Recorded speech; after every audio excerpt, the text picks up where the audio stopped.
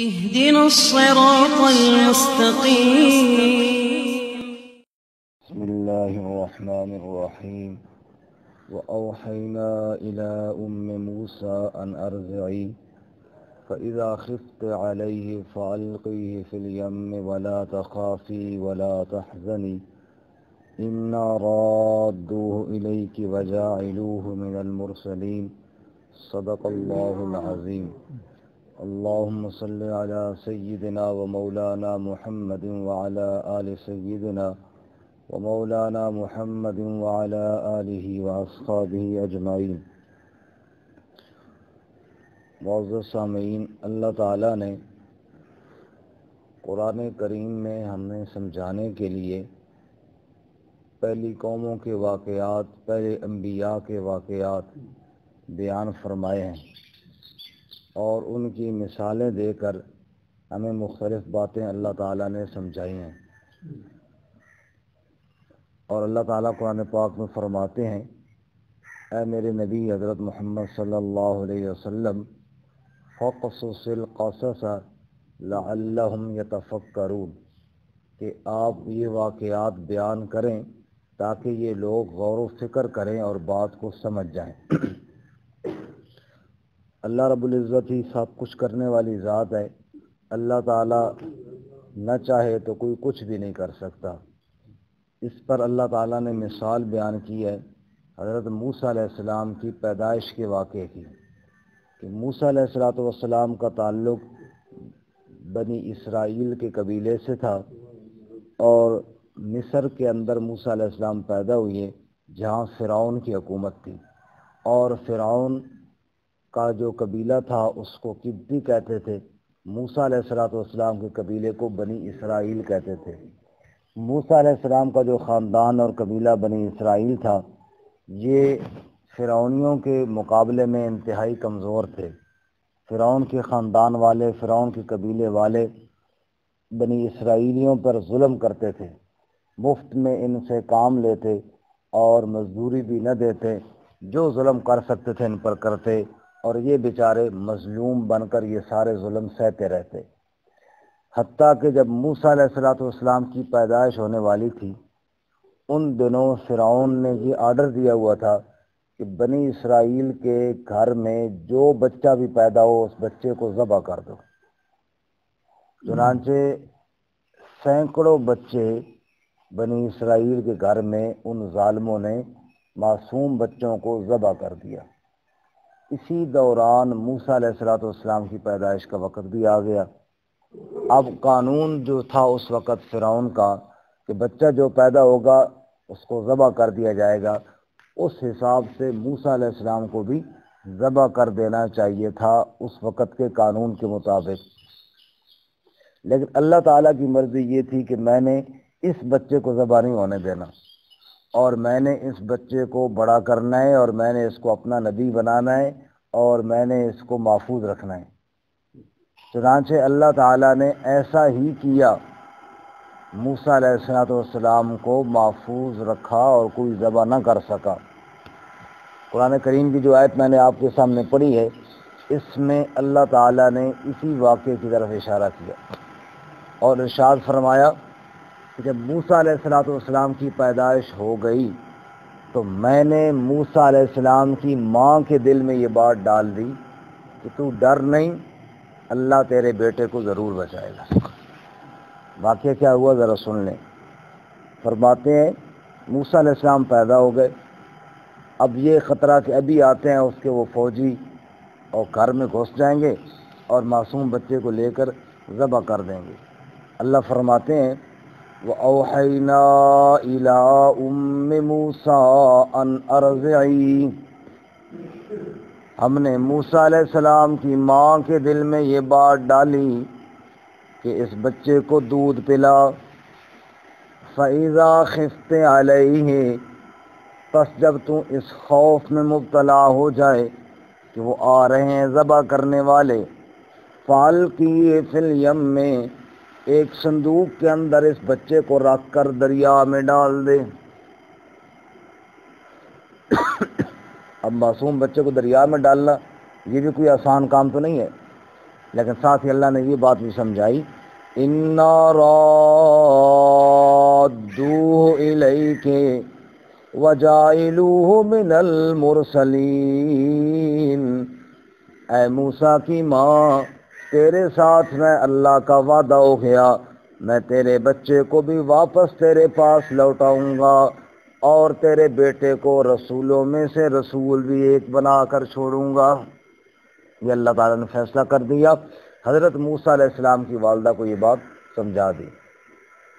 اب موسیٰ علیہ السلام کی والدہ نے صندوق بنایا اور صندوق کے اندر موسیٰ علیہ السلام جو اس وقت بچے تھے اس بچے کو رکھا اور رکھ کے دریا کے اندر ڈال دیا، اور موسیٰ علیہ السلام کی بہن سے کہا وَقَالَتْ لِأُخْتِهِ قُصِّيهِ فَبَصُرَتْ بِهِ عَنْ جُنُبٍ وَهُمْ لَا يَشْعُرُونَ۔ موسیٰ علیہ السلام کی بہن سے موسیٰ علیہ السلام کی ماں نے کہا تو دریا کے کنارے کنارے چلتی جا، دیکھتی جا یہ صندوق کہاں جاتا ہے۔ موسیٰ علیہ السلام کی بہن ساتھ ساتھ چل رہی ہے، صندوق کو دریا کے اندر ڈال دیا ہے۔ اللہ فرماتے ہیں وَأَصْبَحَ فُؤَادُ أُمِّ مُوسَىٰ فَارِغًا إِن كَادَتْ لَتُبْدِي بِهِ لَوْلَا أَن رَّبَطْنَا عَلَىٰ قَلْبِهَا۔ ادھر موسیٰ علیہ السلام کا صندوق دریا کے اوپر چلنا شروع ہو گیا اور ادھر موسیٰ علیہ السلام کی ماں کا دل بڑا بے چین ہو گیا۔ ظاہر ہے ماں تھی، معصوم بچے کو دریا میں ڈالا، کیوں نہ بے چین ہوتی۔ اللہ فرماتے ہیں موسیٰ علیہ السلام کی ماں کا دل بڑا بے چین ہوا۔ اب خطرہ یہ تھا کہ وہ شور کر دے، رونا نہ شروع کر دے، اور اگر اس نے رونا شروع کر دیا تو سب کو پتہ چل جائے گا بچہ کدھر گیا ہے۔ اللہ فرماتے ہیں لولا اربتنا علی قلبہا، میں اللہ نے اپنی رحمت اور قدرت کا ہاتھ موسیٰ کی ماں کے دل کے اوپر رکھ دیا تاکہ صبر حاصل کر جائے۔ اللہ فرماتے ہیں موسیٰ کی ماں کو ہم نے صبر دیا، ادھر صندوق چلتا چلتا کہاں گیا، سیدھا جا کے فرعون کے دربار کے قریب رک گیا، کنارے لگ گیا۔ فَالْتَقَطَهُ آلُ فِرْعَوْنَ لِيَكُونَ لَهُمْ عَدُوًّا وَحَزَنًا، صندوق کو دریا سے فرعونیوں نے نکالا۔ اب جناب موسیٰ علیہ السلام کی بہن جو کنارے کنارے صندوق کو دیکھ رہی تھی بڑی پریشان ہوئی، ہم تو فرعون سے بچانا چاہتے تھے، یہ صندوق تو سیدھا اس کے پاس پہنچ گیا ہے۔ اللہ کریم کہتے ہیں میں نے کہا جو میں نے فیصلہ کیا ہے موسیٰ کو بچانے کا، نہ فرعون قتل کر سکتا ہے نہ فرعون کا کوئی درباری قتل کر سکتا ہے۔ فرمایا فَأَلْقَيْتُ عَلَيْكَ مَحَبَّةً مِّنِّي، موسیٰ علیہ السلام کی محبت اللہ نے فرعون کی بیوی کے دل کے اندر ڈال دی۔ انہوں نے جب صندوق کو باہر نکالا، صندوق کو کھولا، اندر معصوم بچہ مسکراتا ہوا دیکھا، چاہتے تو تھے کہ ذبح کر دیں لیکن دل اللہ کے اختیار میں ہے، دل اللہ کی مٹھی اور اللہ کے قبضے میں ہے۔ موسیٰ علیہ السلام کی محبت فرعون کی بیوی کے دل کے اندر ڈال دی گئی اور اس نے کہا لا تقتلوہ عسیٰ ان ینفعنا او نتخذہ ولدا، اتنے بچے پہلے ذبح کر دیے، اس ایک بچے کو تو میرے کہنے پر چھوڑ دو، یہ ہمیں نفع دے گا، ہم اس کو اپنا بیٹا بنا لیں گے۔ اللہ کریم فرماتے ہیں جس موسیٰ کو ذبح کرنے کے لیے فرعون نے اتنے انتظام کیے تھے، اسی موسیٰ کو بیٹا بنا کے گھر کے اندر پالنا شروع کر دیا۔ یہ کس کی قدرت ہے؟ اللہ۔ پھر کیا ہوا؟ اب معصوم بچہ ہے، اس کو دودھ پلانا ہے، اور اس وقت یہ بازاری دودھ تو ہوتے نہیں تھے، اس وقت تو عورتیں پلاتی تھیں۔ اب جناب عورت کوئی آئے دودھ پلانے والی تاکہ موسیٰ علیہ السلام کو دودھ پلایا جائے۔ یہ کون انتظام کر رہا ہے؟ فرعون۔ اللہ تعالیٰ کی عجیب قدرت، اسی کے گھر میں اللہ نے اپنے موسیٰ کو پالنے کا فیصلہ فرمایا۔ فرعون اب وہ پریشان ہے کہ جناب کوئی عورت آئے جو موسیٰ علیہ السلام کو دودھ پلائے۔ جو عورت بھی آتی، عورتوں کی بھی خواہش تھی کہ ہم پلائیں، کیونکہ بادشاہ کا گھر تھا، ظاہر بات ہے ٹھیک ٹھاک پیسے ملنے تھے، عورتیں بھی چاہتی ہیں کہ ہم دودھ پلائیں، بادشاہ یعنی فرعون بھی چاہتا ہے کہ بس دودھ موسیٰ علیہ السلام پینا شروع کرے، اس کی بیوی بھی چاہتی ہے، لیکن اللہ تعالیٰ چاہتے ہیں کہ نہیں، یہ کسی اور عورت کا دودھ نہیں پیے گا، یہ اپنی ماں کا دودھ پیے گا۔ پھر کیا ہوا؟ جو عورت آتی دودھ پلانے کی لاکھ کوشش کرتے، موسیٰ علیہ السلام نہ پیتے تھے۔ کیوں نہ پیتے؟ اللہ قرآن میں بیان کرتے ہیں وَحَرَّمْنَا عَلَيْهِ الْمَرَاضِعَ مِن قَبْلِ، کہ ہم نے عورتوں کا دودھ موسیٰ پر منع کر دیا تھا۔ اللہ کہتے ہیں میں نے کہا نہیں تو نے کسی اور عورت کا دودھ نہیں پینا، میں نے تیری ماں کے ساتھ وعدہ کیا ہے تجھے واپس ماں کے پاس لوٹائیں گے۔ اب فرعون بھی پریشان، اس کی بیوی بھی پریشان، بچہ تو ہم نے بیٹا بنا لیا لیکن دودھ نہیں پیے گا تو زندہ کیسے رہے گا؟ موسیٰ علیہ السلام کی بہن وہ جو کنارے کنارے ساتھ گئی تھی وہ بھی پاس کھڑی، یہ سارا منظر دیکھ رہی تھی۔ موسیٰ علیہ السلام کی بہن بول پڑی فقالت هل ادلکم علی آل بیت یکفلونہ لکم وہم لہ ناصحون۔ موسیٰ علیہ السلام کی بہن نے کہا اگر اجازت ہو ایک عورت کو میں جانتی ہوں، اس کو بلا کر لے آؤں، بڑی خیر خواہ ہے بادشاہ کی، شاید اس کا دودھ پی لے، کا جلدی بلا کے لے آ۔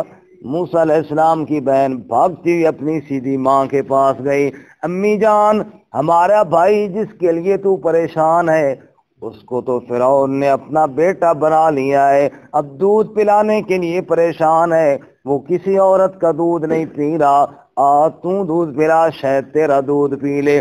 موسیٰ علیہ السلام کی ماں جن کا اپنا ہی بیٹا تھا وہاں پر، وہ آئی اور ایک عام عورت کی طرح آئی کہ میں دودھ پلانے کے لیے آ رہی ہوں، فرعون کے بلانے کی وجہ سے آ رہی ہوں۔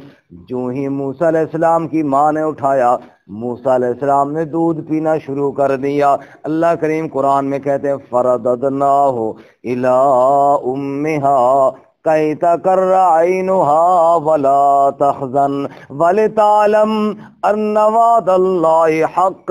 ہم نے موسیٰ علیہ السلام کو اس کی ماں کی جھولی کے اندر پہنچا دیا اور اپنا کیا ہوا وعدہ موسیٰ کی ماں سے پورا کر دیا، اور ہم نے بتایا تاکہ دنیا والے بھی جان لیں، قیامت تک آنے والے مسلمان اور انسان جان لیں کہ وَلِتَعْلَمَ أَنَّ وَعْدَ اللَّهِ حَقٌّ، اللہ کے وعدے سچے ہوتے ہیں، وَلَٰكِنَّ أَكْثَرَهُمْ لَا يَعْلَمُونَ،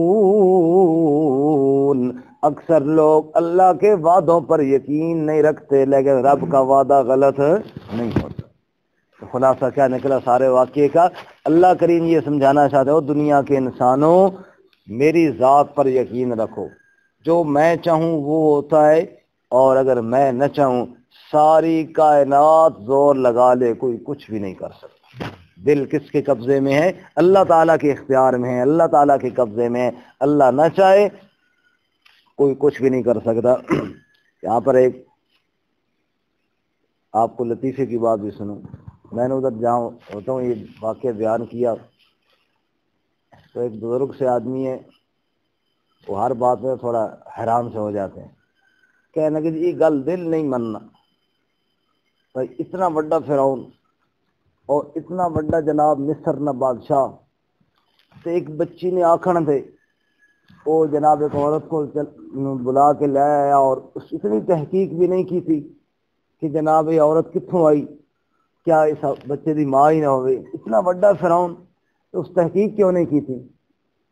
وہ بزرگ کافی عرصے ریٹائر ہوئے نا، فارغ رہ رہے پریشان ہیں، میں ایک بزرگوں فرعون جڑا ہے نا وہ ریٹائر نہیں ہے تھوڑی طرح، وہ حاضر سروس ہے، حاضر سروس بندے نے 100 کام اور بھی ہونے سرو سارے لس مجید ہوئی بیٹھنا پتہ ہو سی، حاضر سروس بندے نے 100 کام اور بھی رہی، ویلے بندے نے کام میں سوچنا، اللہ دے بندے ہو اللہ تعالیٰ سوچوں دینا ہی نہیں اس نے، اگر اتنی بات ہوتی اللہ تعالیٰ نے عقل پہ پردہ ڈال دیا ہے نا، اللہ تعالیٰ کہاں سوچنے دیتا، یہی تو بات قرآن سمجھا رہا ہے کہ جو اللہ چاہتا ہے وہ ہوتا ہے، اور اللہ کے چاہنے کے بغیر چاہے اتنا بڑا فرعون کیوں نہ ہوئے، جب رب نہ چاہے تو کوئی کچھ بھی نہیں کر سکتا۔